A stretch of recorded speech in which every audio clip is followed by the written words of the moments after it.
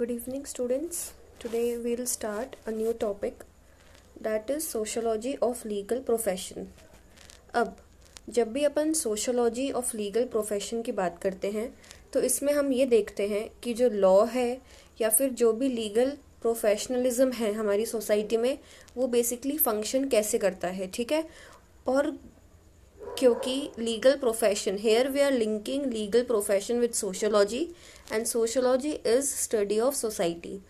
तो इस चीज़ से आप लोग भी अपना कॉमन सेंस यूज़ कर सकते हैं कि if we are talking about legal profession in the context of sociology then it will obviously focus on the social structure, cultural norms, power dynamics और प्रोफेशनल एथिक्स जो कि शेप करता है हमारे प्रैक्टिस ऑफ लॉ को और हमारे जो लॉयर्स होते हैं उनके रोल को, ठीक है। Now we'll just take a overview. Like now if we talk about the key themes in the sociology of legal profession, सबसे पहला है प्रोफेशनलाइजेशन ऑफ लॉ।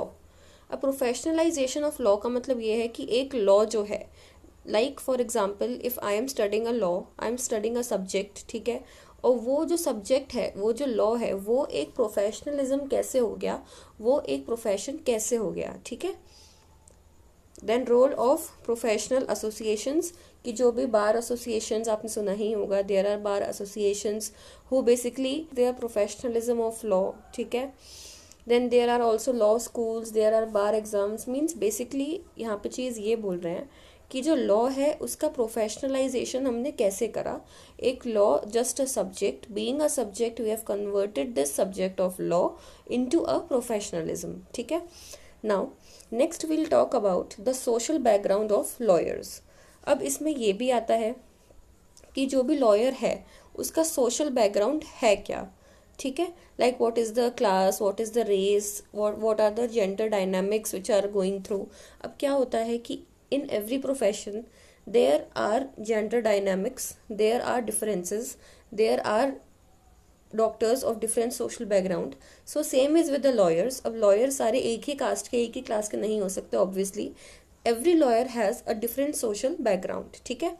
तो class, race, gender dynamics, then there is access to legal education, like for example there are two lawyers, lawyer A and lawyer B। अब ये A जो है, ए के पास, ए ने लॉ की पढ़ाई एक बहुत अच्छे कॉलेज से करी है, ठीक है। Where is B is also a lawyer but B haven't studied from a very high or classy university or something, ठीक है। सो बेसिकली हम यही जानते हैं कि इफ अगर एक लॉयर है one, if this one is a lawyer, तो इसका सोशल बैकग्राउंड क्या है, इसका एक्सेस टू लीगल एजुकेशन क्या है, एंड ऑल्सो ये पब्लिक इंटरेस्ट में वर्क करेगा या फिर एलाइट लॉ फर्म्स में, ठीक है। और दूसरी चीज़ क्या है कि whether the lawyer will work for the public interest और in the elite law firms, ठीक है। Now next point is work place structure और in this hierarchies within the law firms. तो लॉ फर्म्स में क्या क्या hierarchies होती हैं, obviously there are hierarchy everywhere, हर जगह कुछ और कॉन्सेप्ट हो नहीं हो, हायरार्की का कॉन्सेप्ट हमेशा मिलेगा। So you have to keep this in mind that within the law firms as well hierarchies are there, ठीक है।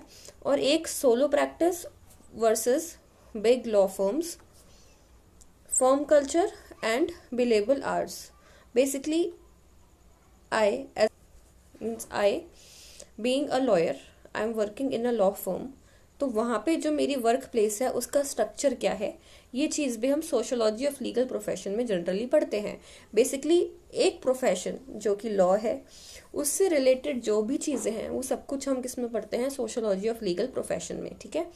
Now next is legal ethics and professional responsibility, balancing the client advocacy with justice, conflict of interest and moral dilemmas।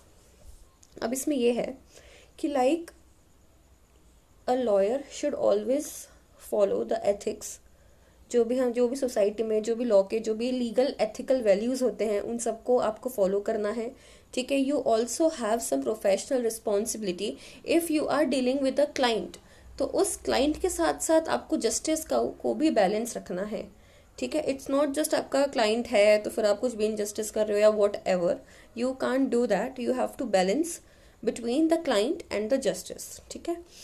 Next, lawyers and power. Gatekeeping role in access to justice, influence on legislation, politics and policy, role in social movement and change. Obviously, अब अगर आप एक lawyer हैं तो एक lawyer के पास एक power होती है. ठीक है.